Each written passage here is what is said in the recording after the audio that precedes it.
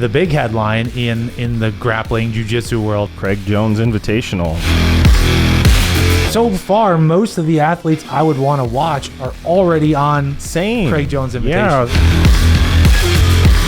I believe it's the biggest purse in jiu-jitsu history. Do you think that they're just putting their legal team together or something? Like, they can't be just doing nothing.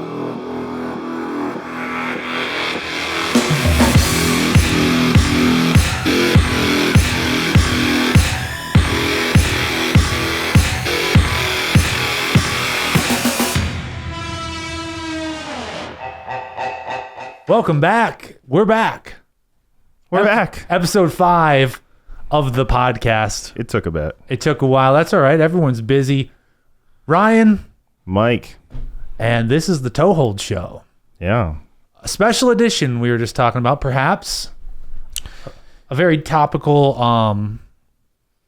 Yeah, I mean, because we always say, like, you know, in like the show notes, like that we're all about grappling, right? The whole scene of grappling. Yeah. And, you know, the first episodes we've done have been on very specific topics, you know, kind of informative, kind of trying to help, you know, the newbies out there that are like, what is jiu-jitsu? Do I want to get into it? Grappling, what's out there? Yeah. You know, just sharing our perspective on that. This is actually talking about the current state of the sport, I guess is how I would say it. Yeah, and specifically, we kind of met up to talk about the big headline in the grappling jiu-jitsu world, and that's CJI. Craig Jones Invitational, going head to head with good old ADCC. We haven't even talked about this off camera either. No, we haven't. We're just like, we need to talk about this, so we gotta get behind the mic. So we don't know, you know, we haven't shared our feelings on it. We haven't shared perspectives. I'm excited to talk about it. Me too. Let's for we can those get it right here. For people who haven't been watching podcasts, there's been a couple podcasts with Craig on it recently. Mm-hmm. He was on Rogan. That's huge. Yep. He was on Chris. I should shout him out, but was it Modern Wisdom or something? Yeah, it's a really good show. I was just watching that one. That was Did you watch that one? Yeah. Well, I didn't get all the way through, but I was watching that, and then there was a MMA one. Yes, that I saw him on. Yeah. I don't know. So he's been making the rounds on the podcast, but you know, if you're not specifically in the jiu-jitsu world or you don't watch Joe Rogan, you may need a slight recap. You want to give a slight recap for somebody who's like, they're into jiu-jitsu, but they're not following what's going on behind the scenes and what's going on. Yeah. So the basic gist of it, ADCC, that's the big tournament, right? That's the biggest name in submission grappling to date.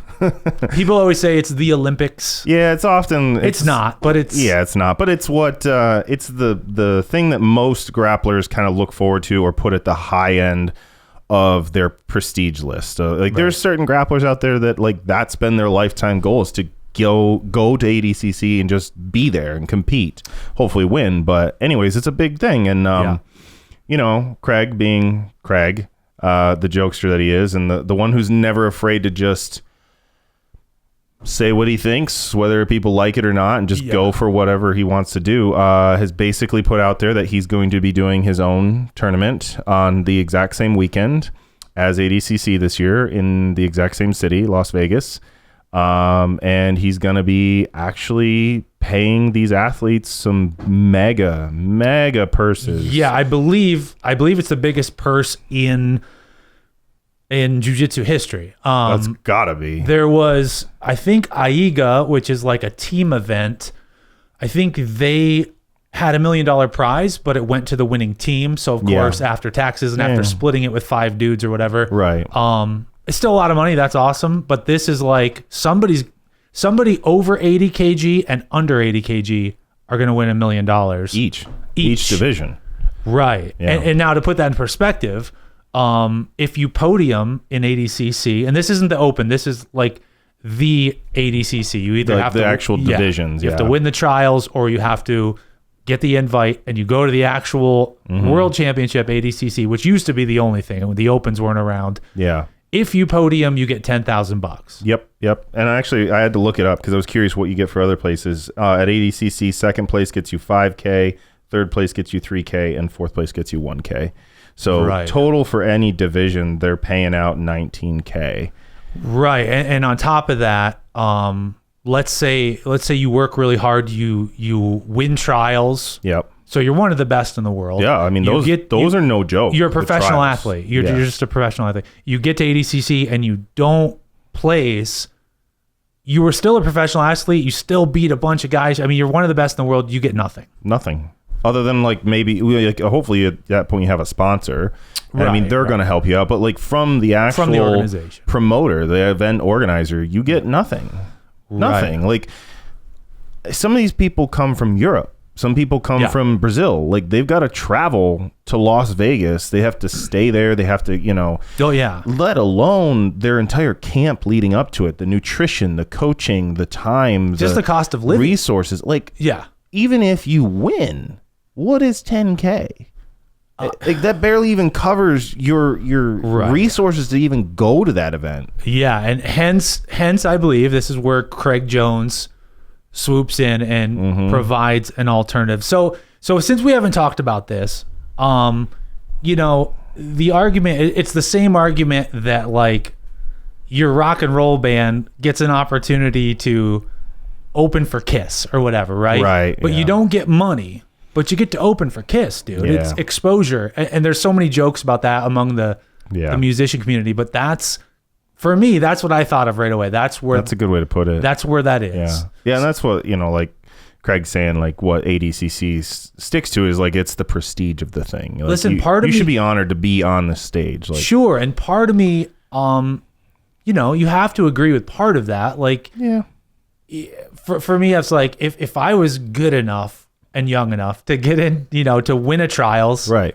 and get in, I'd feel super honored. That's amazing. Sure. However, but that doesn't pay the bills. Sure doesn't. I mean, let's face it. I'm a hobbyist. I don't go super hard at this. I don't take it super seriously. But like, I get banged up all the time. Like, how much do you spend? You're banged up right now. I am banged up right now. Not even from jiu-jitsu. From life. That's a different story. Yeah. But like we put our bodies on the line, like there's time invested, there's equipment. I mean, how many gis have you bought or like no gi equipment, like shorts, rash guards, tournament entry fees. None of it's cheap. It's all output. Sure. For anybody that does grappling, it's all output. There's very little input to it. Yeah. So like, how are you a professional athlete if like there's nothing coming back at you? Like the prestige is great and it's cool to see you accomplish that, but at the expense of you just digging yourself into a hole, like right. And you're beating your body up while you do it. Like, come on. Yeah, that's. It sounds like we're both on the same page with that. I was wondering what your take was going to be on that too. Yeah, look at any other sport, any high level sport. It's a finite resource. It's your body and how much it can do for how long can you sustain it, right? I mean, it's not like, oh, I'm a professional athlete, so I'm going to be a professional athlete from 18 to 45. No, there's very few sports you're going to do that. You get like a 5-6 year window of your prime that you've just spent everything. And you look at any other sport and like they're fairly well compensated because that is the deal. Like I'm giving you my vitality, and you give me some of a cut of the pie. Yeah. But when it comes to grappling, is there any other sport like that? I was trying to think of other professional sports where you would make that little amount of money. I can't think of one as a professional sport. Right. And then proportionally to my point, looking at how much you wreck your body. Right. I mean, the sport is about wrecking each other's bodies, only just enough to get the tap. You know what I mean? Like, yeah. No, I mean, it's the intention of basketball players is not to get injured, but to score by putting the ball in the hoop. You're not breaking somebody else physically. Right. But in this sport, we break each other. It's a fighting sport for sure. And people love the semantics of like, oh, jiu-jitsu is not a fight. MMA is a fight. I saw some grappler recently. It was Mason Fowler actually, who's one of the best guys. Yeah. And he was talking about how he used to do MMA and he would be like, jiu-jitsu isn't a fight, like MMA is a fight. But he was like, now he's kind of come around as now he's just a pure jiu-jitsu guy. And he's like, well, it is like we call boxing a fight. That's not a fight. I can't do a lot of things to you in boxing. Yeah. Whatever. It's a martial art. It's a dangerous sport. It's somewhat or some, incarnation of a fight. So it's not basketball. Yeah. It's not. The training equipment is another human being. Right. Yeah. It's not like a football or soccer ball that you just punt it and it doesn't matter. If we break it, we just go get another one. Right. Yeah. So there's a lot on the line. And then you've got these guys that are professionals. Professionals. Yeah. What does that even mean in this sport? Like, can you call yourself a professional when the highest level event gives you 10K if you win That's crazy. Now I've heard, so the devil's advocate, or the other side of the argument, have you heard this?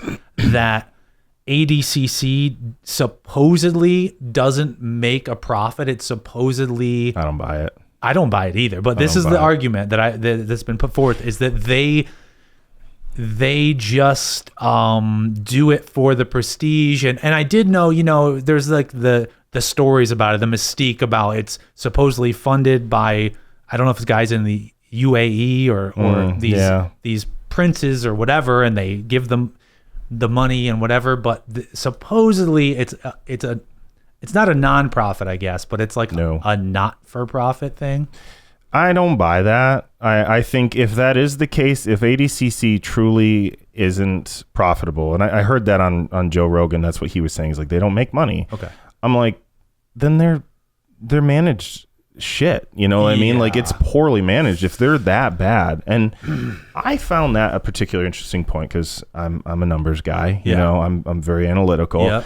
And I didn't see people deep diving on like a lot of the discussion so far into the actual dollars and cents of it. I'd love to see the finances. I wrote some notes down. You want to dive into this? I would love to hear about it. Okay. Yeah. So Craig has said that he's booked the what's the name of the venue? It's the convention center where they had ADCC last time. It's where it was in 2022. I don't remember the name of it. I'll find it. You find it. But so ADCC moved away from the venue they had last time, and they moved to a bigger venue. They moved to the Thomas and Mack Center. The Thomas and Mack Center in Las Vegas. That's where Craig has booked it for CJI. That's where ADCC was, and he said he got a good deal on it.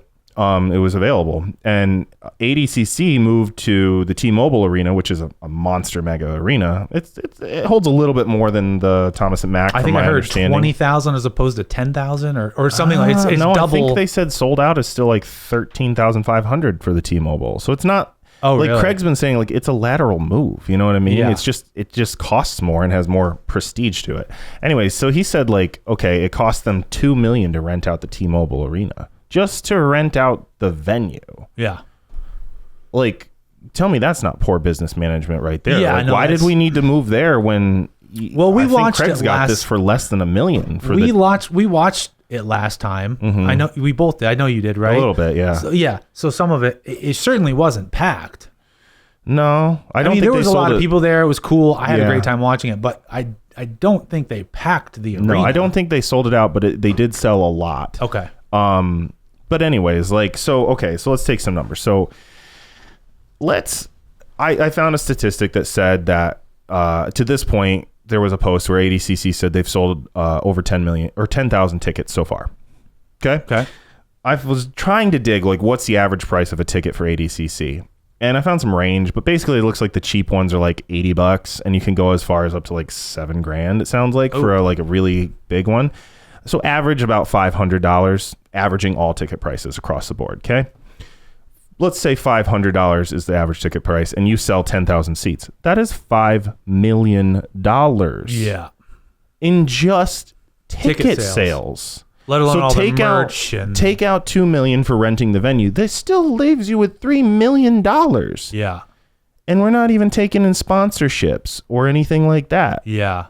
Like, tell me that's not poorly managed. And yet, okay, here. Where's that money going? Saying, that's the whole thing. That's what Craig's saying is like, this is ridiculous. Like, you've been paying these athletes $10,000 to win this for like the last, 10 plus years. Yeah. And it's never gone up once. But yet the sport has grown to this point where you're bringing in maybe it's off, maybe a little off. Yeah. But $5 million in just ticket sales is what you're bringing in. Netting $3 million after you paid for the venue, and you didn't increase that for the athletes at all, right? So we said ADCC pays first place $10K, second place $5K, third place $3K, fourth place $1K. That's $19K, right, for one division. There are 5 men's divisions, right, 3 women's divisions, total of 8 divisions, right? Okay, so I did that out, and that is $152K in prize money. for the regular divisions. What, you have $3 million left over, but you're paying $0.15 million to the athletes who are actually filling the seats? Right. The reason it's happening. Like, what? Yeah. You know, I'm not saying like, oh, well, we can always give away $1 million prize purse, but Jesus, like, come on, people. Yeah.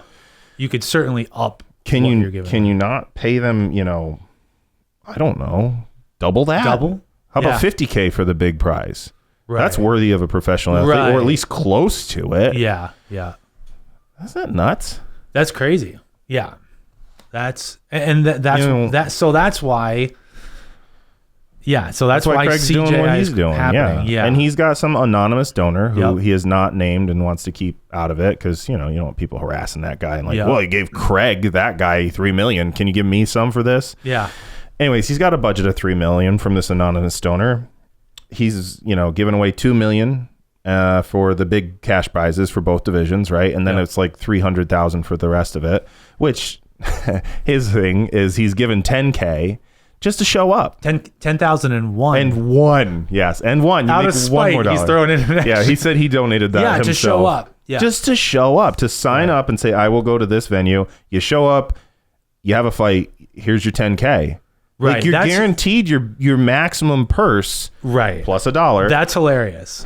Just for that's going. hilarious. And it's, you show up, you're a professional athlete, you came to compete. Yeah. You get $1 more than what you'd get if you won. If you won 4 ADCC. full matches against world-class champion people that anyone I think that's it's hilarious. It's perfectly fair. It's totally Craig. It's totally Craig. Yeah. And so like, and then so him doing that has made it a lot easier to attract big level, high level athletes away from ADCC to come there because, you know, I think Fionn Davies was one of the first ones to bail out and commit to going to CJI because she's like, you know, all these athletes are like, well, why wouldn't I? I'm guaranteed to get the maximum amount I would anyways. That's why it's a safe bet. Plus I have a chance to get 10 times more than that. Like, or 100 times more than that. Yeah. Like, several people have jumped ship already. A lot of names. I didn't get the full list, but I know Fionn Davies, Nikki Ryan, Nicky Rod, Tackett Brothers. Both Tackett Brothers. Yep. They were an early one. Someone else just... it was an MMA fighter Craig was saying he's got on there. Luke Rockhold. Yep, that one. Yep. And then... Apparently... Nicky Ryan? Yeah, he's there. The other day... Joseph Chen. Yeah. Mm-hmm. Yep. I mean, that's already a killer lineup, and that's not even... Like, Joseph Chen won the European trials. Yeah. That's your European ADCC trials winner is not going to be at ADCC. Yeah. Well, William Tackett won East Coast trials, I believe it was, and he's not going. How crazy is that? Out of the blue the other day, Bo Nichols, the UFC fighter and Penn State wrestler, out of the blue was like, boy, I want to do that tournament. Like, you know, he's genuinely wants to do it. So he may be there. That's speculation at this point. It's attractive now. It's actually viable to people to put their time and energy on the line to go for this. This guy, I'm not good at Brazilian. Portuguese. Gabriel Roca. Yeah, Rocha. Abu Dhabi World Pro Champion. Silver medalist and ADCC World Championship silver medalist. So he's signed up to go. He's up. So, yep. And a super fight between Craig Jones and Gabby Garcia. Yeah. Just to add some fun to it. Oh my gosh. They've been talking trash to each other for years. That is such a Craig thing, man. It's so funny though. Like, have some fun with it. My concern is, so he's doing it with his business partner, Seth. Yep. That's the person we know about. Mm-hmm. I know Seth has managed a lot of his big videos on YouTube where they're overseas and whatever. He's a business manager for B Team too, right? I believe he is. Yeah. And, but I mean, this is a huge undertaking. So like my concerns, of course, are, I'm sure there's a lot of people's concerns, is it's a big undertaking. Yeah. You know what I mean? Like it's a lot of work. It's a lot of work. It's a big production. It's a lot of things to juggle. So, but I guess they have a whole production team. I hope. Craig was saying that's kind of what Seth's managing. They do have a team. It's not just the two of them winging it. You would know, need I a think, team. Yeah, I think Craig's kind of just doing the PR thing, getting in front of the mic and the camera. He's and just perfect doing for that. He thrives in that. He's like probably one of the funniest guys in all of sports. Like just hilarious guy. But he's, you know, it's like one of those cases of a lot of truth is said in jest, because like with all his jokes and everything, like he's not doing this. You know, I can't speak to all his reasons, but you know, the main reason of one, it's a charity. The whole thing is for charity. Yep. And two, he wants that the athletes to be paid better, and those are both, I think, fantastic reasons. I think he said, I don't know if he said all of, but at least most of, I think he said the ticket sales are going to charity. Yeah. And he said, what I think is cool is that the athletes who are signing up to come to the tournament, he's giving them some say in like, like Fionn Davies wants to donate to the stuff in Gaza or whatever. I don't know, something. Yeah. So he's like, oh, cool. That's what we'll donate to in your name with the ticket sales. That's cool. So like these grapplers can come, and then they can support, not only they can support themselves, you know, in their profession, but they can also support the causes that they care about too, which I'm like, well, that's pretty freaking cool. Yeah. You know? Yeah, this is, it's going to be interesting. And anytime, I mean, one of my thoughts was there's no downside to this really. Like they could screw it up and it could be a laughing stock, but you know, I don't think they will. I don't think they will either. I'm just saying, I'm trying to think of a downside, but like all of the upsides, the charity and everything, but also like the upsides for jiu-jitsu. Like it's like when the Danaher Death Squad broke up, it's like the beef was good for jiu-jitsu. There were people who weren't into jiu-jitsu until, you know, Gordon Ryan and Craig Jones were going back and forth talking trash, or it's the same sort of thing. So now you've got Mo from ADCC and he's upset, and Craig's doing his own thing, and now like the athletes are breaking apart, and it's chaotic, but it creates this excitement. It creates like, you know, what's going to happen, who's going to be there. It creates the drama, you know. It's the stuff that, you know, they got to like kind of build up almost artificially in UFC and MMA, you know, to like get, I mean, that's why there's so many, you know, MMA fans. Do they practice MMA and stuff? No, they don't. They just find it interesting because there's drama. That's a universally the WWE type stuff. Yeah, like, it's a universally interesting thing for people to consume. Right. You know, like, and Craig made this point, is that, you know, you look at the audience for jiu-jitsu, for like, or just submission grappling in general, it's pretty much people who do jiu-jitsu. It's not like there's, you know, your average soccer mom or you know, dad that just like, oh, I like this, find it interesting. I watch baseball, football, and jiu-jitsu. Right. They don't watch it if they don't do it. But you know, this changes that. You know what I mean? Now it gives people something to invest in. Just like I was saying, like with MMA, like there's a lot of people who are MMA fans that don't do anything remotely close to MMA. Right. At all. They don't practice it. They just find it interesting, and they like the conflict that comes with it. Yeah. They find that fun to watch and see how it plays out. Yeah. That's bringing this to it, you know, to a degree. And on the business side of things, you know, that's how capitalism works. I mean, competition and there was no competition forever. That's another thing. Mm-hmm. So like I can keep paying you $10,000 year after year after year. If there's no one to say otherwise, if there's no one who's like, well, then I'll put on my own event. Like that just never happened before. Right. So that's interesting. Some too. Healthy competition. Healthy competition. Yeah. Yeah. That's what I was going to ask. That's one of the questions I had to pose to you. Do you think that the drama of this is going to draw more eyes to the sport? I would hope so. And I think so already. I mean, just, you know, because it's upheaval. It's kind of turmoil right now. It's turmoil, and it's getting like, I mean, like Craig's kind of been everywhere, even like the MMA show he was on and different things. And he's been getting out there, being Volkanovski's grappling coach, all this stuff. And now like he's kind of become the spokesperson. And for him to go on Rogan the other day, I mean, that's like a huge platform. And I think there's people who have nothing to do with grappling or even MMA that listen to Joe Rogan. Right.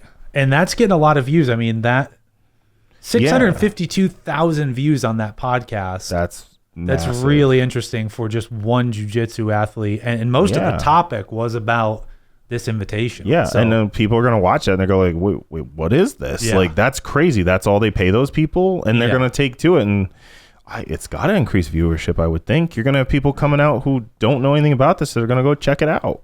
I'll tell you what else too, and we mentioned this to each other earlier, but we didn't talk about it, was another great thing Craig's doing with this is he wants to make, in light of all those things you just said, the more eyeballs, more people, what's going on, what is this, is to make it more watchable, more palatable for the casual fan, which it never has been.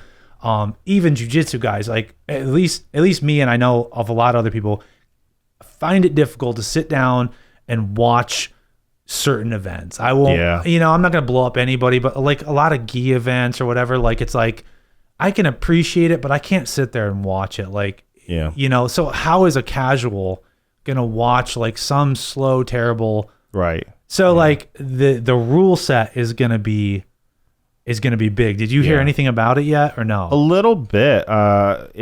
He's doing rounds. There's going to be rounds. 3 5-minute rounds in regulation. There's 16 people in each of the 2 brackets. Yeah. So you'll get 4 matches to get all the way to win the final. Right.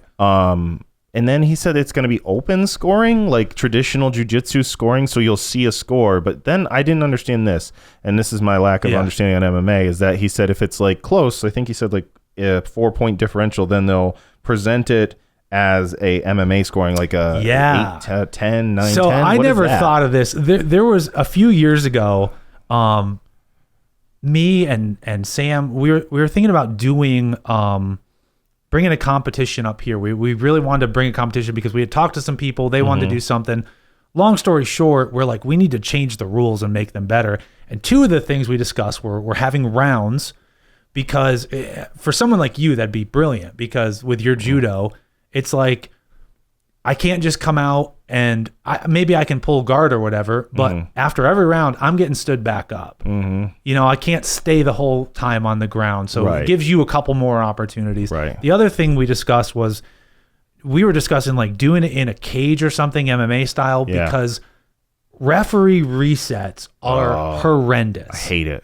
Right. Oh, stop right there. Drag the guys or tell them get up. Now get back in the same position. But I move my arm a little bit because I want a slightly better position than I had on you. It's terrible. Can't stand it. And it's boring because the match keeps getting interrupted. Right. So I was like, if we did it, we should do rounds. We should do it in a cage. Well, a couple of these things are coming true. They're going to do rounds. I think the championship match is going to be 5 5-minute rounds, just like in the UFC.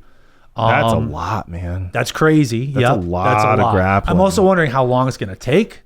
Yeah, I mean, it's gonna drag it out a little more. I like the breakup to it because you've had rule sets that are like submission only, and they'll like go for 40 minutes, 45 minutes, non-stop. It's like, oh my god, this is boring. Yeah, but like if you have 5 minutes, and it's like get something done, and we're gonna declare one of you won this round. It's like, well, that kind of makes it more interesting. You can't just snooze through the first 15 minutes, right? Well, and the other thing is, we're all over the place on this. But the other thing is with that scoring. In a traditional jiu-jitsu match, you could be smashing me. Let's say it's a 5-minute match. You could be smashing me the whole time. Yeah. You're passing my guard, you're doing whatever, and then like let's say like at the end of the match, like I pull off some junk or I do what and like I end up winning on like points or whatever. Like that won't matter because of the MMA scoring. If you smashed me the whole time, but then the round ended and I had you like in a triangle, but I didn't finish it, you still won the round. Yeah. It doesn't matter that I had the submission attempt or whatever scenario it may be. Yeah. Well, and then it's reset, right? It's back to 0 I don't know. I don't know about that. I mean, does like that score carry through? Because in a traditional jiu-jitsu match, I mean, your scoring just racks up. So if I'm running away, like you said, like if I just got the strategy down and I'm just like pass, get a point. Go to mount, get a point, go to the back, get a point, let you get out. Oh, now I can reset my cycle of points and I'm up like 8 points and it's insurmountable, but I'm not finishing you. Right. Like that kind of sucks. Like, is that going to get reset after round 1? I don't fully know from what I've heard, but it does. Because that was what I kind of understood. Like they're going to declare the winner of round 1. I believe and then round 2, you're going to go in kind of even, right? I guess because they're saying like literal MMA type scoring. So like you won 10-8 that round. Yeah, I don't know. It's gonna be interesting. Oh, and the other thing I was talking about the cage was it's not gonna be a cage, but it's gonna be that karate combat. I heard that, and I am all for that. Yeah. For those who don't know, Karate Combat's been getting big. Craig got involved with them. Ethan Krellinston. He did that triangle off the angled wall. It was crazy. It's like a pit. Yep. So they're not walls. They're slanted, padded. Like a 45-degree angle in a bowl. You're in a bowl, basically. Yeah. And he did a flying triangle off the bowl. Off of it, yeah. Yeah. That was crazy. It's crazy. He's modifying it a little bit from what I heard. The Karate Combat is square. He's going bigger. He's going a rectangular. Rectangular, yeah. And it's 30 foot by 40 foot. He's calling it the alley. The alley. And I like it. I think this is cool because the way he was explaining it, he's like, you can't just run away. Right. You can't just back up. Like, he said, yeah, cage would do the same thing, but you can, there's advantages and you can play off of the cage. Right. Because you're still up. You still have your posture, your base, your connection. When you back up to a slanted wall, you have no base. You fall back against the wall. You are guaranteed to be taken down. Yeah. So like you can't just run away. You basically sit down when you hit because it's slanted. So you hit, you sit down kind of. Yeah. It's going to be interesting. So no referee resets. Yeah, I like it. And I don't like how ADCC, like they'll let them, go bowling through the table of the referees and they just like move everybody out of the way and they're like fighting on the carpeted surface of the, the hotel that they're in. It's like, this is stupid. Like, but I don't want to see them reset, but I'm like, we've gone out way off. What track are we doing? Yeah. I mean, Cody people Steele get injured. There's a clip of him from the last That's trial. Just kind of silly. And then I really dislike watching events where they've built a stage up and it's an elevated platform because then there's danger of them falling off or like breaking a leg. Wasn't it? There was a girl at the last ADCC, a female competitor. Wasn't she a Gracie Baja competitor? Was it Kendall Rusing? I don't know. Or somebody fell off the stage, like the edge of it. It wasn't even a big drop there, but it was something. And she like broke her leg. It was a weird freak incident. I believe it. I mean, there was the match. There was that Nicky Rod match with not Owen Flanagan. It was whoever. But they're going. He just kind of shoves him off the stage. He didn't hurt him, but it was just like, it's stupid to have. Why would you have a drop at the edge of the mat? It's so awful. Like so we get the takedown. Are you going to get a takedown in the middle of the ring and then land in the middle of the ring? Of course you're not. Yeah. A takedown is going to start one place and it's going to land significantly far away from it. And then it lands and now something's happening. You're right on the edge. And now that ref has to be like, do I let him go? Do I stop him? Do I let him go? Do I stop him? And some action starts happening. All of a sudden it gets stopped. You're like, oh, this sucks. What's crazy too, you just made me think of this, is the weight classes being 2. I thought that was kind of nice. Under 80 and over 80. It's almost like a light absolute and a heavy absolute. Yes. Kind of how I would label it. Absolutely is. Yeah. And which, I mean, and in absolutes, even in ADCC, you do make more money by winning the absolute. Oh, yeah. So the fact that there's so much money at stake, I guess this makes sense. But that's crazy because 80 kg for you Americans is 176 pounds. Oh, yeah. I hadn't looked that up. So you can have somebody, for us, 176 pounds isn't that much. So you can have somebody, a medium-sized guy. Yeah. And Nicky Rod. Yeah. Or, I mean, that's what he weighs, like 230 or something. That's some interesting variance. But I like that point of a split because then it's it's a different kind of technique set for underneath that. The little guys, there's a lot more movement, a lot more technicality and stuff. But above that is just it's going to be wild for sure because a 170 pound guy and a 150 pound guy are going to scrap. What's going to get interesting is when the 176 pound guy and the 230 pound guy, that's going to be interesting too because that's 2 different styles too for sure. Oh yeah. So it's going to be neat. I'm a big fan of absolute type things. I don't buy into splitting weight classes on 5 pounds and people bitching and being like, oh, well, that guy was like heavier than me, so that's why I won. Like, get over it. If your technique sucks that much that you have to make excuses, maybe you should go work on something. Also, there's no point in cutting weight, and cutting weight is just not only is it horrendous for the athlete, but it's just a terrible thing overall. Yeah, I hate it. I hate all of it. I hate it in MMA. Wrestling, all of it. Yeah, it's just so why? It's brutal. It's horrible for your body. It's also there's that edge, some huge guy like Alex Pereira from the UFC who walks around at 220 pounds or whatever and then fights at fights at 170 or something crazy. Yeah. I know he doesn't do that now, but that's been done. That's nuts. Yeah. Yeah, that is crazy. So this kind of eliminates that too, because if I weighed like 180, I'm certainly not going to cut weight. Right. Or well, maybe you might try would. to gain a little bit. Yeah. Or maybe you would, but you could go either way. Yeah. It's interesting. It is interesting. Yeah. I think it's a good thing. And I'm interested to see if this does go on again for multiple years like he's planning. Yeah. And it happens again next year. Is there going to be more? Like, is he going to put a third one in there? Is he going to introduce a women's one?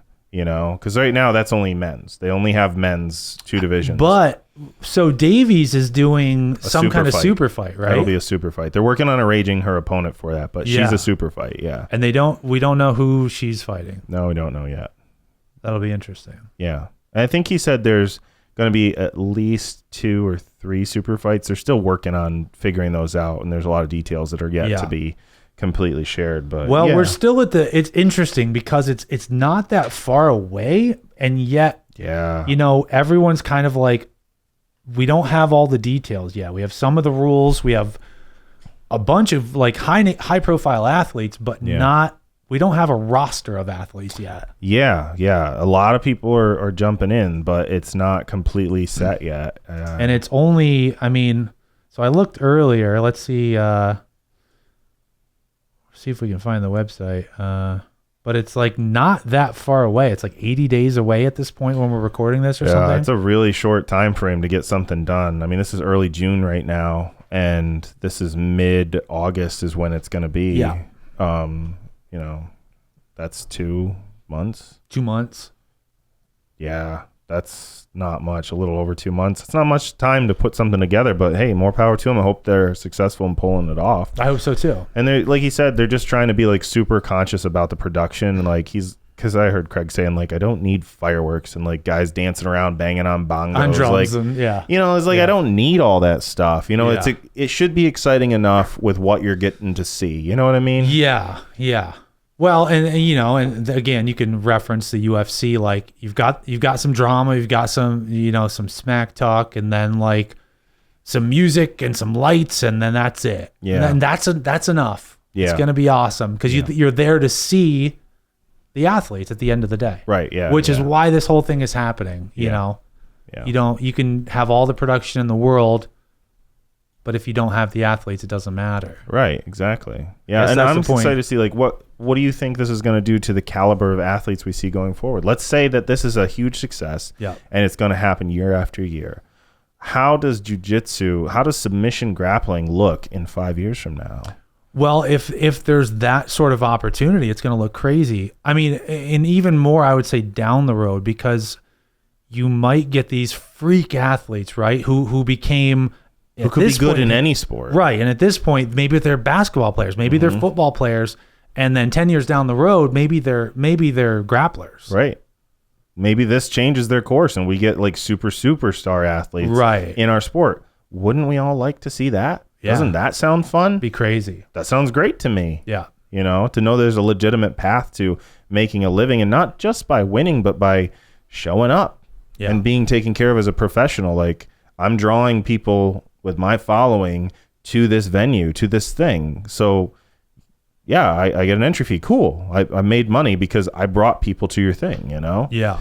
And then, whatever sponsorships and things you get on the side. So it's cool to see like it could be something, you know, like it could be a legitimate career for, young people that want to chase it, that are just like dabbling in jiu-jitsu or whatever, we know how it is. Once you start into it, you're like, oh, look, this is so cool. But then you go, I got to be a little realistic about this. Like, I could spend a lot of money, make nothing, and beat myself up. Right. I'm going to because I love it. But now it's like, well, maybe it could go somewhere if I really apply myself. I like competing, and I don't compete that much. I mean, regardless of even if I was younger, it's like too expensive. There's no. You get bragging rights, and that's pretty much it. And like, I don't care about bragging rights. So it's like, when there's no prize pools, I mean, this could force the hand even of like smaller productions. If you had just a regional production and they were paying just, whatever it is for $1,000 or whatever, like, it's like, hey, at least I feel like, I'm in the amateur leagues and I can get something. I'm not paying $200 to go compete. Right. Yeah, that's the thing. So, For most people, it's a negative thing. Sure. It's I'm paying so that I can do this. And even like a lot of like, early entry level MMA fighters, it's kind of that same play. It like is. their net expense versus income is negative. Like they're literally paying to go get beat up just so they can maybe have a shot at someday making it somewhere. Right. And I think the difference, at least, as far as like pay and prize pools and stuff, is that there is competition. Yeah. Even on the higher levels, there was. That's not just UFC. There was Bellator, there's PFL, there's UFC, there's Fury, there's right? All kinds of things. Now UFC's getting UFC some buys some of them and whatever, but there is options, and there hasn't been that yet in grappling. So I mean, and I think there has been more in recent years with grappling. You get like Who's Number One, you get Polaris, you get a lot of things, and they are paying people more at these super fights, which I think sheds even more light on ADCC to say, well, you're claiming you're the top, the most prestigious thing, but like Craig was saying, he can get a super fight at like Who's Number One or Polaris and make more, for one fight, not winning 4 fights, right. Yeah, and it's been done before. This has happened before, even within jiu-jitsu, immediately I thought of Eddie Bravo. Yep. Here's a guy, and like the old heads in their gis were like, bad. Yeah. This is not go there. This is not jiu-jitsu and whatever. And then, he kind of proved there's other avenues, there's other ways of doing things. And it doesn't make it any less legitimate. No, it does not. It's good to evolve. Yeah. It's good to change. And listen, with grappling too, I mean, this could open up opportunities. ADCC has famously been wrestling heavy, right? Yeah. You need to know jiu-jitsu, but it's wrestling heavy. And Nicky Rod showed how good wrestling is when he showed up the first time and got like, what, third or something? He's just a freak. Yeah. Just a freak. So good. But I mean, like, it's an avenue for other grapplers, for wrestlers. Yeah. There's no real thing for wrestlers that I'm not that versed, but I'm pretty sure you either go to the Olympics or there's nothing. That's about it. Yeah. I mean, or you just transition into MMA. Right. Or jiu-jitsu and, this type of grappling. But up to this point, the lucrative option was MMA, like how many wrestlers ended up in MMA? Like there became this, after the initial Gracies and, jiu-jitsu, like kind of swept the initial MMA, like UFC. Yeah. Then came the wave of wrestlers, names are escaping me right now. Randy Couture. Yeah, exactly. Stuff like that. Yeah. Like they swept through and it was like, okay, well now we're getting in close. We're, negating the striking, and now we're starting to negate some of the jiu-jitsu that relies on space. Yeah. And it changed it, but like it became an avenue of, okay, I was a very successful high school wrestler. I went to a college. I got college paid for, D1, did really well. Okay, now what? Yeah. Like I can't go make money because I'm a really good wrestler. Yeah. But then it was like, oh, well, if I just go learn some striking and a little bit of jiu-jitsu, I can go do pretty well at MMA. And there's opportunities and avenues to actually make money there. Yeah. You know what I mean? Well, and imagine how cool it would be if professional grappling was an opportunity as well. Because it would further grow jiu-jitsu. It would further grow the sport for sure. Like I have nothing against... I'm not a jiu-jitsu purist. If you come in and you just have better grappling, then you have better grappling, and we integrate and we all learn. And that's what always happens. That's what happened with heel hooks. Yep. That's what happened. Every time there's a new meta, everybody else has to play catch up. Everyone else has to learn that. And it's only going to make the whole community better. So, man, it's a real opportunity for growth even beyond this squabble and in this beef of this whole situation. Yeah. I'm excited for what it's going to do for the athletes and to see more people take to it because, in recent years with the boom and the growth of the sport, even without massive, incentives on pay for athletes, we've seen some amazing athletes, these young guys like Joseph Chen and the Tackett brothers and the Rutolos. Yeah, like they're doing well for themselves. They're making instructionals and getting money. And like, would they have done that if it was 10 years ago where there was no way to make any money? No, because even a lot of those jiu-jitsu guys just went into MMA. Yeah. Gary Tonin and, like that whole, and those guys, that wasn't even that long ago. I'm not even talking early days, like 10 years ago. Exactly. It's like you still kind of went MMA. And that's, I mean, MMA is awesome. That's still an opportunity as well. But to have a grappling option too. But look at how much more growth because of those young people who have come into now this somewhat more legitimized sport. Yeah. Look at how much more interesting stuff and how much growth has happened in the art of grappling. Right. Like now there's moves and techniques and combinations and strategies that never existed 10 years ago. Right. But we wouldn't have that if it wasn't more legitimized and there wasn't people pushing into the boundaries and trying to find new edges so that they can get to the top. I think this is necessary growing pains. Yeah. Right? Like the big carrot at the end, the big prize will make new stuff happen, new strategies, new avenues. Yeah. Like it's going to be exciting to see how much it grows it just because there's a reason to drive now. Yeah. Yeah. You know? For sure. You mentioned earlier about what's his name, Mo, the organizer of ADCC. Yeah. I haven't heard that there's any real official statement from ADCC yet. Everything I've watched from Craig, they've asked him, and he's like, I mean, you know. Yeah, there's rumblings. No official. There's been rumblings on Reddit. There's been like but it's that type of stuff. But nothing's actually come from the ADCC side of the pond. Do you think that they're just like putting their legal team together or something? Like they can't be just doing nothing, right? I don't know, because like it's the same so far anyway, as of today, June 3rd. It's been a similar response to when the Death Squad broke up. Yeah. It's like it was big news in grappling. You know, Gordon goes this way, his brother Nicky goes to B team. Yeah. Then the guys split, and you know, and Gary Tonin stays and Craig goes, and yeah. You know, it's interesting because part of me wants to feel like maybe everybody knows this is a good thing in a similar way, but then like part of me feels like that can't possibly be the case. There has to be animosity. Yeah. Do you think any bridges will be burned with these athletes who decide right now, like 2 months out from the big thing? I hope not. They go over and jump ship. I hope not. I hope there's not that type of animosity and not that type of just like pettiness. Yeah, I can't imagine how that would benefit ADCC. Like if you just say, "Oh, well, you're never welcome back here." Like, right. So how's that going to help you? Referencing the Danaher breakup. It's like there's shots, there's drama. You know, Gordon takes some side shots at some guys at B team. B team makes some jokes at his expense. Yeah. But I've always felt like that kind of always benefits the sport. Like it's like a little more trash talk, a little more excitement, competition, competition. Like sometimes I wonder if like, you know, I want to think in the back of my head that Danaher's such a genius that he's like, this would be the perfect thing, but you know what I mean? And it's like, it's that sort of thing where it's like, cause nobody's ever said anything personal. They've never actually, and this is how this has been so far. It's like, if they can agree to disagree and say, listen, I know you want $1 million. I get it. You know, that would be so good for the sport. Maybe with a little trash talk too for excitement. But I sure hope it doesn't get to the point of like, you know, you won trials and next year you want, and they're like, you're not even invited to. Right.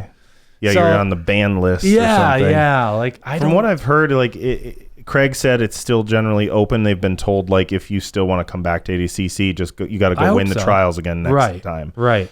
I think that's why somebody would when there's, you know, assuming this continues year after year, because this is annual, whereas ADCC is every 2 years. So well, they maybe this is just the first big, you know, power move. I mean, they could always, maybe they won't book it on the same weekend next year, depending on what happens. I think so. Well, I mean, next year there won't be ADCC. That's true. Next year there won't. In 2 years.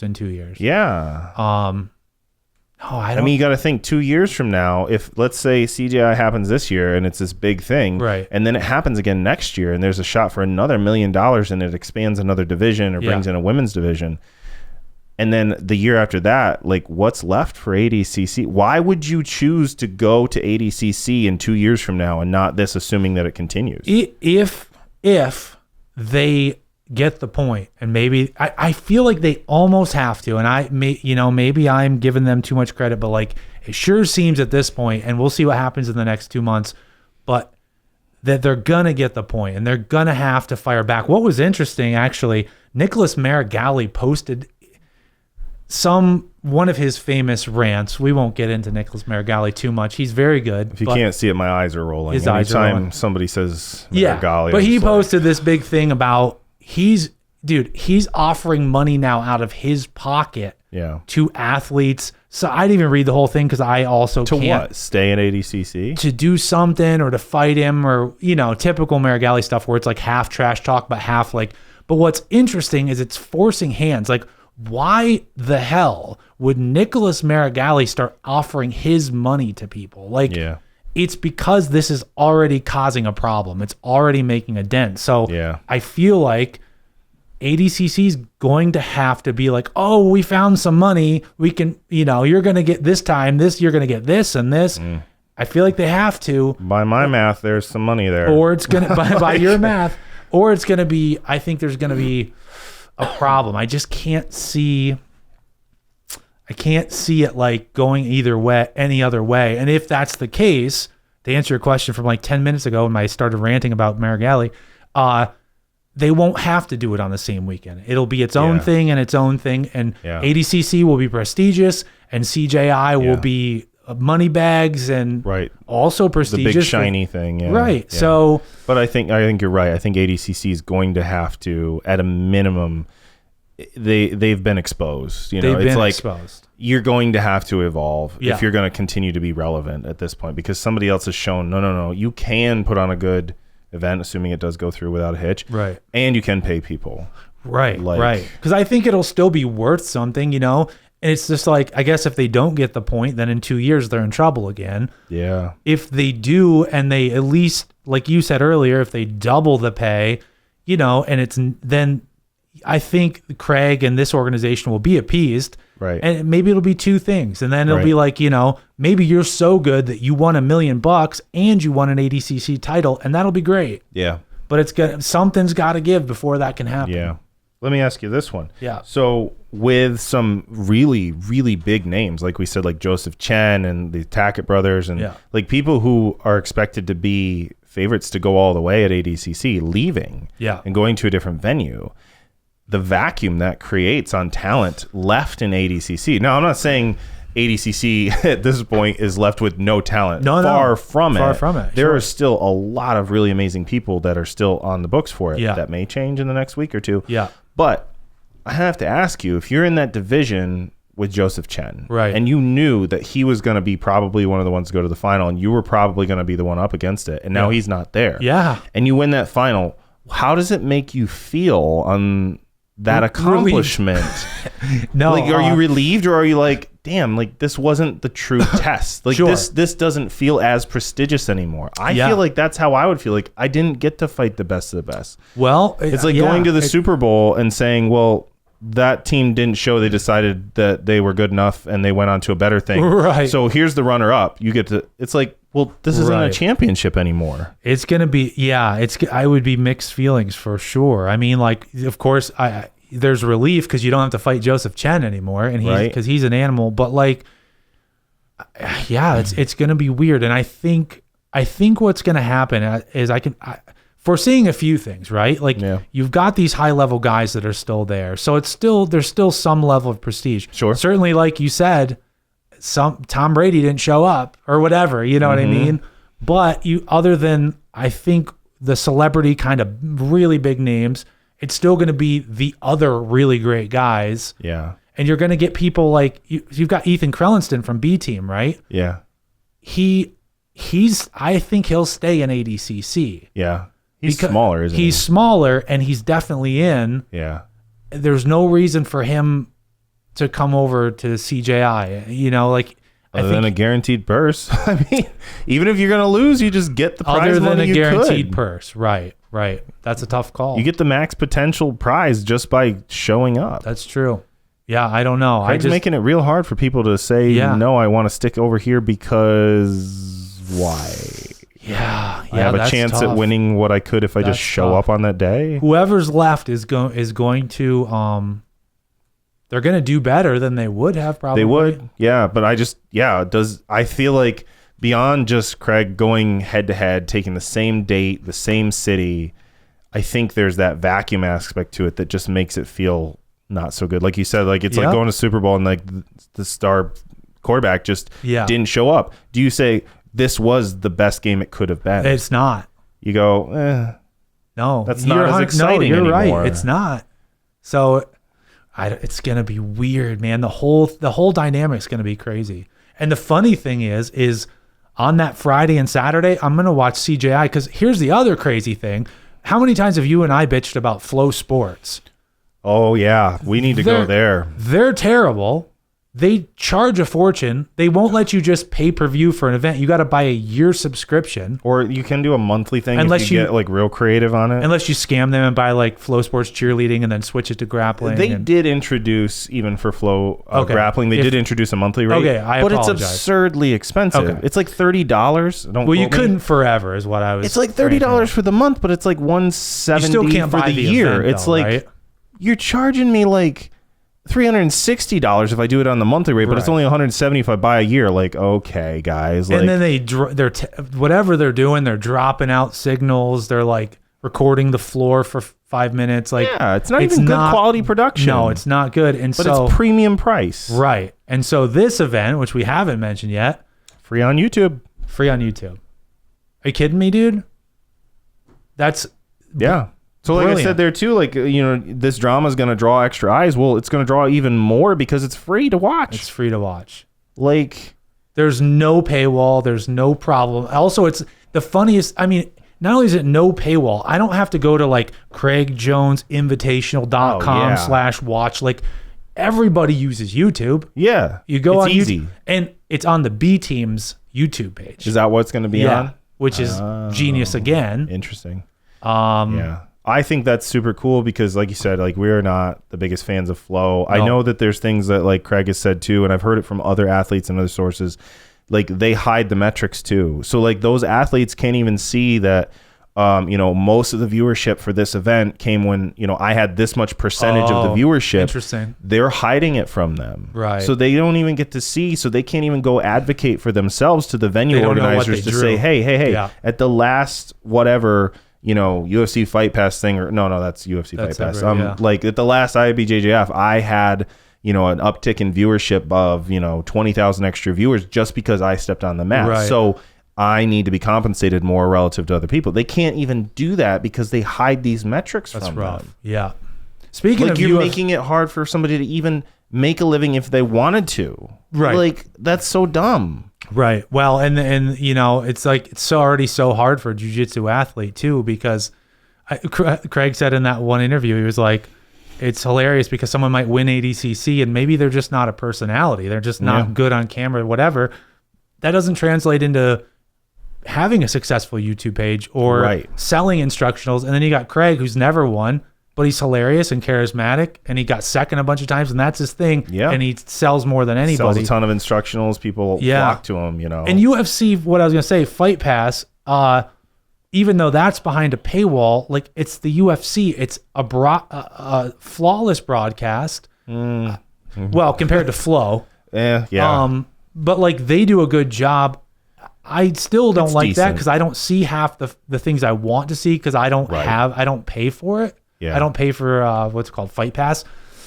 But like, at least that's a little better. Yeah, that's like, but still $11 a month. It's reasonable. It's reasonable. It's in the normal subscription and cost. And also you can watch UFC fights and all sorts of stuff if you're into it. I was on UFC Fight Pass for a while, and I had Flow Grappling for a while too. And it was like, with the UFC Fight Pass, I was happy with the rate, but I was unhappy with the amount of content that I was actually interested in. So like, I'm not really an MMA guy. I don't love it. I don't watch it. Yeah. So there's like 90% of the content I'm not even interested in. Oh, okay. Yeah. Well, that makes a difference. So I was like, this is kind of expensive. Whereas like Flow Grappling was at least, all of it is grappling, and that's what I want to watch. Right. But it's not worth that much extra. Right. I'm really bleeding here. Priced closer. Yeah. I do like MMA. I don't train it. I don't like getting punched in the face. Hence why it's cool to have the opportunity to become a grappler. Sure. And hopefully in the future that'll be a bigger opportunity. But again, what's funny is most of it's old fights. Like, I can go watch Chuck Liddell's fights and stuff on like YouTube. Yeah. Which again, we're back to YouTube. Everybody watch YouTube. Everybody's and on it's YouTube. Gonna be free on accessible. YouTube. So I think it's going to be cool to see just that it's there, it's available. There's going to be a lot more. It's one thing to be controversial and make this big thing. Like you said, he's on Joe Rogan. Now there's people who don't know squat about grappling or what even ADCC is, now they're going to go look into it and they're going to be searching it up, and then they're going to watch because they can. You know, it's not like, oh, what's this controversial thing? Oh, well, it's a, you know, $150 pay-per-view for this event. See. Like, yeah. Okay, never mind. I'm not that interested, you know. Speaking of which, it's funny, as a side note, that Joe, I'm pretty sure Joe sponsors ADCC. He at least sponsors Gordon Ryan. Does he? Oh, yeah. It says Joe Rogan Experience on his trunks and stuff. So that was kind of a funny little tidbit when he was sitting there grilling Craig about, why are you doing this? Like, why the same weekend? I think he came around by the end, but at first he was pushing back so hard that I was like, whoa. Yeah. Wow. I thought that was another point on the Joe Rogan Experience. Like we kind of started out with, like, Craig is such a jokester. When we first heard about it, it was like, this isn't real. Like, this is a joke. And in order to, like, actually prove he was serious, he actually got what he claims was a legit $1 million from the bank and brought it to the Joe Rogan Experience in a duffel bag and dumped it out on the counter to, like, prove, like, no, this isn't fake money. I literally have $1 million right here on your desk. Yeah, that's nuts. That means he walked in with $1 million, dude. That's crazy. I was watching a thing on his YouTube. Like, he was posting kind of like the journey so far. And he was like little behind the scenes snippets of the different podcasts and stuff, and it was like showing him, like, in his house, like, getting the stack of $1 million in a bundle and, like, unwrapping. He's like stacking it like a house of cards, and he's like laying on it in his living room, like. But, like, he has to do that because he's such a jokester to, like, actually get people to believe him. I watched part of William Tackett's video about deciding to go with CJI, and one of the things he did is he called Craig to make sure that he wasn't joking. Like, he wanted to make sure this was real, and that's when he decided he's going to do it, because he wasn't sure, you know, which rightfully so. Right. I would question too. Just knowing Craig's reputation. That's guy likes to have a laugh. And dude, that money, who knows where that money came from too? Because that could be so many different things. Do you have any speculations? I do have speculations. Do you? Not really. I heard one podcast. I don't remember who the host was. It was an MMA show, but he was like, "Is it Zuckerberg?" Right. Like, he was grilling him on that. I was like, I don't know. I mean, what do you think? I guess I did gather context from Craig's interviews that it is a he, and that he is involved in jiu-jitsu. So he has a personal interest in it. Okay. That he wants to see the sport do well. That's all I know. Okay, so I've got a couple angles. Here's a couple thoughts. I've got like maybe three things that have crossed my mind. One, Craig travels the world. It's all over his Instagram. He trains in Dubai a lot. He's around these rich guys. So it could be some of the same people who brush elbows with the ADCC people. Yeah, some rich Saudi prince or something like that. Could be one of those, right? And that's mysterious and weird and scary a little bit. Yeah. Two, he's very good friends. I don't even know this guy's name. He's had him on the podcast before, but he's a guy who I think he lives in Bali, but he's an American and he's just chilling in Bali. And when Craig goes over there to train, he's there, and he has a famous sunglass brand. And he seems like the type of guy that'd hand Craig $1 million in cash. Now, Craig was saying something about sunglasses. Yeah. It was a kind of a joke on the Modern Wisdom show, their podcast. He was kind of messing with him about sunglasses. So is that who I was trying to think of earlier? Chris Williamson? Is that who maybe it was? That's who it is. Well, anyway, you could find it too. It'd probably take me a few minutes, but you can look it up. He seems like a wild dude, and one of Craig's El Segundo podcasts, they're hanging out by a pool. They're both shirtless. They're drinking. They're partying. Obviously, it's Bali. He's got this high fashion sunglasses. Yeah, probably a lot of money involved there as well. I would imagine. And he seems like the type of dude that just hands you $1 million. My third guess $3 million is probably my third guess is probably the least scandalous, and that's and I'd have to go back and follow this story backwards to trace it. I'm just recalling it, but a while ago, Lachlan Giles put up a lot of money for jiu-jitsu and for jiu-jitsu athletes. Yeah. I don't even know where he got it. It was some sort of almost like a trust or a something, and it was I don't remember many details, but there were $1 million or millions involved. Interesting. And he wanted to help up and coming jiu-jitsu athletes. So but that could be the most legitimate that Lachlan would. Yeah, but do you think Lachlan has enough to do this year over year? Because Craig has said that his donor is committed that if this is successful, he's doing it again next year. I don't even know. I don't recall the story of where Lachlan even got the $1 million. Some deep pockets to commit to something. I don't think like Lachlan has it for sure, but there was something that tied him to a lot of money that was going to jiu-jitsu. So that's my only legitimate guess. Although with Craig, it's probably one of the former. Yeah. Maybe it's not an individual. Maybe it's an organization or something. Maybe it is. Maybe it's a group. I don't think it's Zuck. I mean, that's a cool story, but he seems to be... Yeah, I doubt that. I mean, he's into jiu-jitsu. He competed. Yeah. And dude, $3 million would be like me handing you $3 right now. Oh, yeah. That would be so easy for them. He'd be like, yeah, sure. But I don't know. He seems more into MMA. Like, didn't he walk out with Volkanovski? Although there's another connection to Craig. I don't know. Yeah. I don't know. He's training jiu-jitsu. Speculate in the comments. Yeah. Let's internet sleuth this out. Yeah, let's see. This is how things are solved. There's those dudes that see a picture outside and they're like, they figure out right where we are. You know those guys? Yeah. Dude, someone's going to get enough clues. There's already clues out there. Someone figure it out. It's not that hard. Yeah, figure it out. You got our hats right here. Not that. Figure out the money. Don't worry about it. Don't dox us. Not us. Don't find us. Yeah, no. Someone can figure it out, though. There's enough clues. Get Reddit on it. Reddit figures out everything.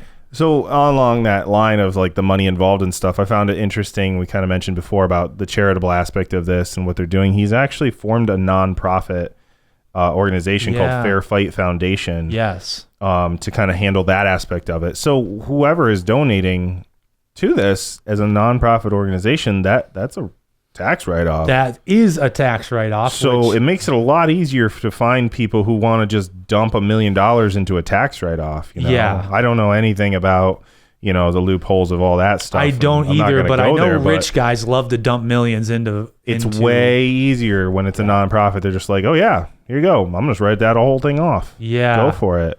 Yeah, I mean, it must be this one, fairfight.com. Is that it? Or is that an election thing? That seems like an election thing. No. Scratch that. Don't go to that site. I think it's fightfoundation.com, I think is what I saw. Is it? Yeah. All right, well. I think that's what it actually is. Interesting. I don't know. That was an election thing there. Yeah. The Fight Foundation. No. Well, the Fight Foundation's pediatric cancer. You can give to them as well. That's great. Oh, is that it? That martial arts and self-defense class. No, that's not it. Wow, there's several fight foundations here. I know on one of the things I was one of the interviews I was watching, they actually pulled up the actual website because they're like, here's what the description says. Yeah.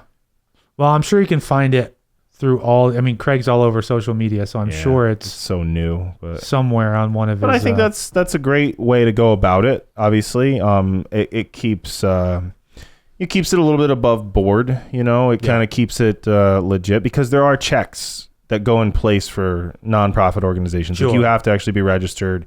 You have to go through certain motions. You have to have a board or whatever. You have to have, what I mean? Like you have to form it. Yeah. And it has to be managed in a way that is approved. Yeah. I think that's good. I think if it was done without that, it would be like, well, is all of it going to? For sure.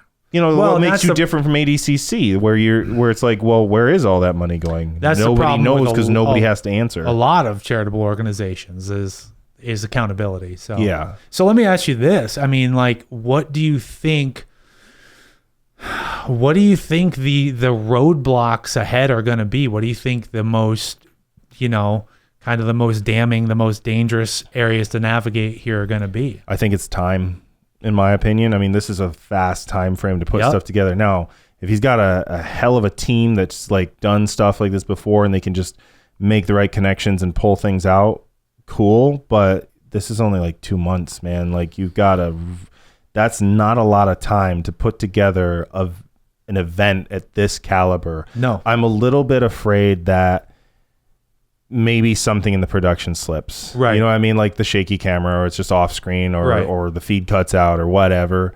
That's what I see as the biggest hurdle. Beyond that, I don't really. Yeah, I agree. They have the venue booked, right? So they have that, and you've got these high caliber athletes, and you've got mats. That's the other thing is like, the athletes will come. Moore will sign up, and he will fill the roster. I have zero doubts about that. Well, and the other thing is it's jiu-jitsu. So at the end of the day, like if you provide a mat and you tell you and me to go grapple, like that's all we need. Somebody's gonna show up. Yeah, that's all we need. Yeah. So they just can't. I guess that's kind of my main thing is like productions are hard. Yeah, I just, he's new to this. He hasn't done that before. Right. And I just hope that he doesn't miss something major, because that could kind of tarnish it. You know what I mean? Like if there's, right. I don't know, if like a corner of the built up bowl, the alley that they create, if a corner of it falls down, like God forbid, in the middle of a fight, right, and somebody gets injured, that could be hard to recover from and go on next year. Well, especially after all the jokes, because it was rushed. He's made it at expense of like Flow Grappling in different places. Like they need to pull it off and not. And show that they can do a good production, not make and it get look everything like amateurs, done, but at a conscious budget. Yeah. That's his whole jab at ADCC is like, they're spending millions of dollars on just production costs. And is it even really that amazing? The funny thing is, if you take away the cool drummers and the explosions and the LED board, just kind of like which don't get me wrong, like when I watched that 2022 production, it was cool and it was exciting. Yeah. Bringing in like the announcer from Pride and stuff is whatever. Like, I don't care. Maybe someone thought that was cool. Yeah. I like the way she said Lachlan Giles, but it was unnecessary because, you're still watching just the actual matches, which is again super easy staging, right? It's like the two guys you want to see and the mat. So you just gotta not drop it. It's all for the athletes, so they gotta just keep it focused on that. Yeah, that's exactly what I was gonna say. He's got to follow through on it. Yeah, which I think he focus will. on the athletes. Yeah, I just hope that it all comes together within that time crunch that they have. And it sounds like they're doing okay. At least that's what he's saying. But man, that's a lot to prepare when you haven't done it before. Dude, that's a lot if I want to take my family on vacation in 80 days. Yeah. Like, okay, we're going on vacation in 80 days. Pack up Yeah. It's plenty of time. But I'm just saying, like, even in that scenario, let alone something like this. This is a lot. Right, where you've got an arena. This is the type of thing where you plan for the 2025 event. Like right now, we're having the meeting for that event. A lot of people thought he was joking because he like first posted that it was going to be August, in Las Vegas, right, like 17th, 18th, but he didn't say the year. And they were like, oh, he's just trolling. And then he's going to announce it's going to be 2025. Right. But he didn't. Like, that would have been like, oh, of course you could have put it together then. But to his point, like, this is one of those things where if you're going to be this bold and go that head to head with somebody, make that much of a statement, it has to be now. It has to be done in that time crunch. Yeah. Well, and like you pointed out earlier, the next ADCC is 2 years away. Mm-hmm. So you got to hit them now, and you got to hit them where it hurts, which is right in the money. Yeah, because if you did it next year, it wouldn't be as impactful. Right. Yeah. Right. Oh, cool. Craig's having a tournament. Having a tournament, whatever. Yeah. Yeah. Oof. It's going to be wild. I'm excited. I'm excited to see it. I'm excited that I'll be able to watch it without having a paywall and that I'll be able to see the whole thing. Like, I honestly don't know if I'm going to watch ADCC because I'm not a current subscriber to Flow Grappling. So that's true. I was going to say that the finals, I think Craig's is on Friday and Saturday, and then the finals of ADCC is on Sunday. So technically you could still watch the finals, but who's going to be in it other than Gordon? Yeah. Who's going to be in it? Who's going to be there? Who do we know that we can watch it on their TV? Because I'm not going to pay for 1 day of freaking ADCC, dude. Yeah, I'm going to pay $30 to watch 1 day worth of events. Are you kidding me? Like, and it'll be like Marigali and Gordon. And like, I don't want to pay for this. I don't want to watch them anyway. So far, most of the athletes I would want to watch are already on Craig Jones Invitational. Yeah, I was excited about Joseph Chen, Nikki Ryan, so who's they're over left, there. Who's left that would be a huge pull? I don't know. Are the Rotolos supposed to be at ADCC? I think Cade? So they should be there, but let's see what happens. That would be brutal. Other big names, like I'm trying to think who else is supposed to be there. I mean, there's like guys I think like what about oh shoot, why can I never remember his name? They call him the Hillbilly Hammer. Jacob Couch. Yeah, I like him. He's a cool. I love Couch. That'd be a big one. him. See, I don't think he'll go for. I'll tell you why. Because do you think he'll jump, or do you think he'll stay at ADCC? I think he'll stay at ADCC. Yeah. Because Couch, I mean, if he goes, I'm going to eat my words because that would be crazy. I would love to see it. I love Couch. If you've watched the documentary, seems like the coolest, nicest, just down to earth guy, and like came from nothing. Great story that was on Flow Grappling. Their whole documentary, the whole documentary of Daisy Fresh came from Flow Grappling, who is, of course, broadcasting ADCC. Is he so tied to Flow Grappling? I know Gordon was tied to Flow Grappling for like a deal, but that was last year for Who's Number One fights, right? I don't know. I mean, did he even like complete that deal?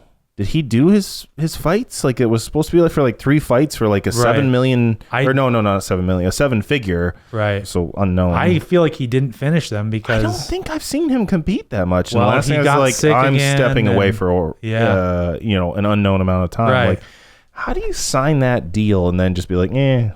See, I think that was another problem. Like, you know, you can hate Gordon, and I don't like him that much, but man, is he good, right? He's a good jiu-jitsu player, yeah. Also, like, that was a problem too, is like he can't be jiu-jitsu because it'd be like Marigali. Like, they're both so unlikable and awkward and not charismatic that it's like that doesn't work. So all these guys, like, I think ADCC and Flow were putting all their chips on like these guys, and it's like the wrong guy. Well, they clearly did. Like I was surprised when I heard that announcement. I think it was January 23, wasn't it? Somewhere around there. Early 23. Something they were like Flow Grappling signs Gordon Ryan for 7 figures for a deal. I'm like, you're putting all of that money into one guy. I know he wins and he's just good and he's the king of grappling. Like nobody's beat him, but like you said, he's not likable. He's not a personality. He disappears because of health reasons and things like that. He's not good at talking. He's not good at talking. He's not good at like selling tickets other than he just wins. That's to make him interesting. Well, and because of that, to make him interesting, you have to make interesting matchups. That's the only way to make Gordon likable is like take someone else who's a superstar and super unlikable and make them fight or like, you know, something like that. I would watch that, but I can't even think of what that would be. But when you do something like that, when you say, okay, we're putting all our eggs in one basket, we're putting all the money into one guy because he's the best. How do you get somebody convinced to go and fight him?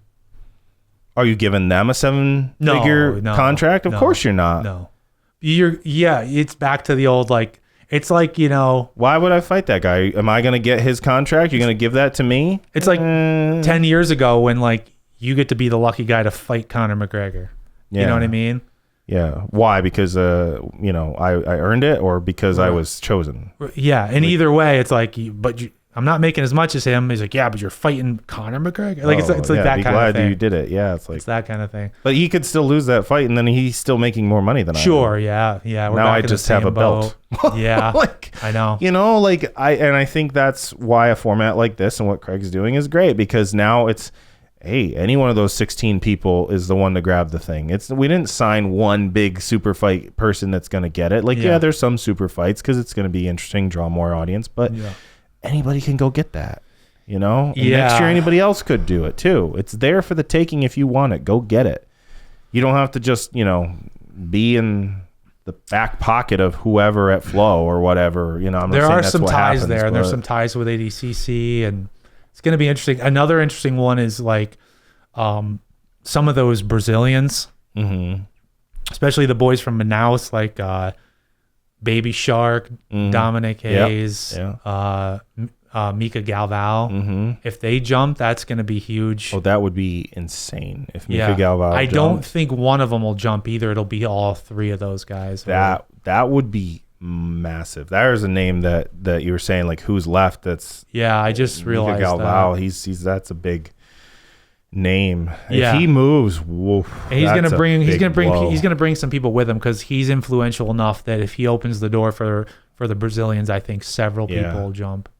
Yeah, I know Craig was saying there's like a lot of like old school Brazilian fighters and things like that reaching out to him that are wanting to support it and stuff, and they see it as like, you know, like Craig said, like, what's $1 million US going to do for somebody when they bring it back to Brazil? Oh my, you might as well be a billionaire. Holy cow! From what I understand. Yeah, I mean that transforms your family and like what you can do. You know, I mean it's a transformative number here in the US still. Even there's been some interesting opinions too. Do you see Tom DeBlas was talking crap? Like, no. Yeah, he was mad about it, and he was like, ADCC's prestigious and. What other than the prestige thing and ruining the shiny prestige? What is the argument to why you shouldn't do this? I don't understand. I don't know. I don't think there is one. You know what I mean? Like tradition. Like Yeah. Okay. We've had our that way doesn't with ring with either of us here. No, we've had our way with tradition tell a few us episodes ago. why is it, what is the argument for why he shouldn't be doing what he's doing? If you gave me a choice, I go CJI as well. If in 2 years I can do both, I do both, because then I can be like, both. You know what I mean? That's a huge accomplishment. It's still a huge accomplishment. It's still a huge thing. But if that's your two options and you can only do one, I'm going to go for the one that pays the bills better. Yeah. That is going to set me up to continue doing this to a higher caliber for a longer period of time. Yeah.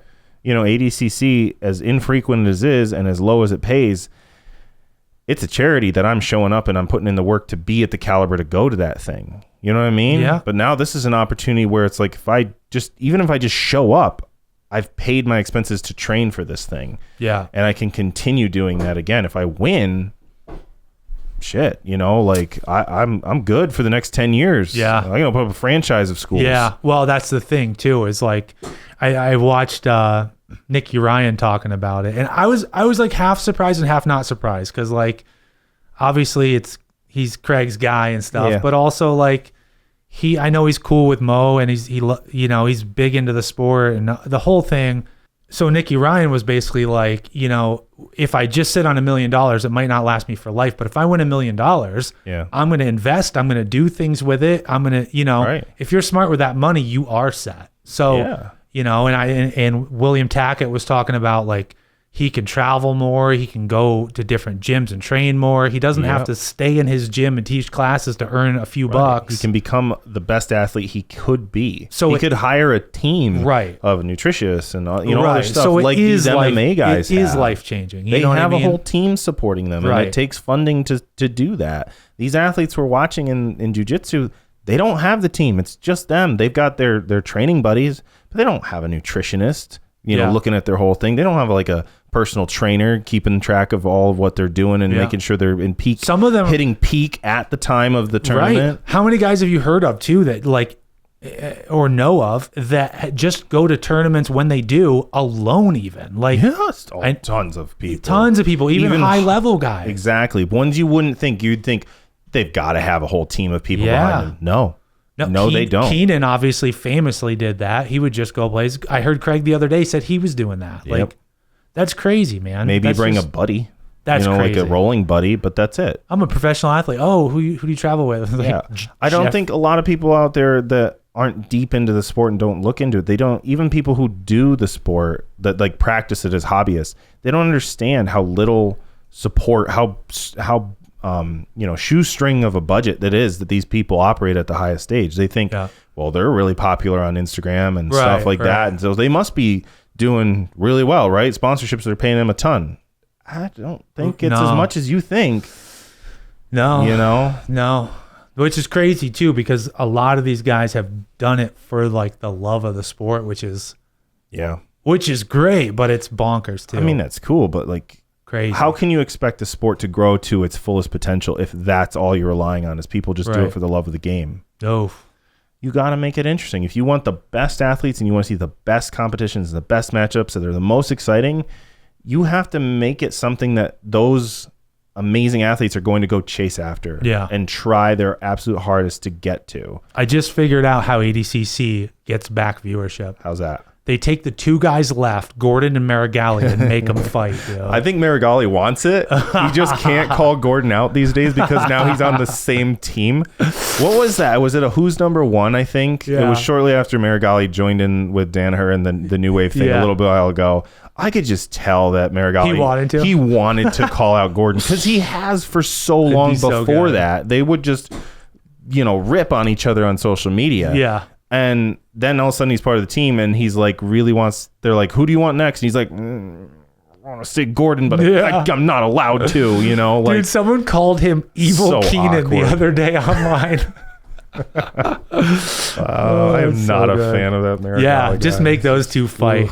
May the worst man win. Maybe that's all that's left, That'd be hilarious. They're on the same team. Everyone would want to see that. I'd want to see that. Make them fight. I guess so. To be honest, I don't think I'd tune into that one. I'd just see the result at the end. Online. I wouldn't buy the thing. Yeah, I'd catch the highlight afterwards. I don't think I'm not going to pay Flow Sports just to watch that one match. Two people I find really annoying. Right. You know, like maybe they'll simultaneously. I really don't care if either of them win, and I really don't care if either of them lose. You know what I mean? I know. I won't be rooting for one to win, and I won't be rooting for one to lose. I'm rooting. They choke each other out simultaneously. A dual loss. That would be loss.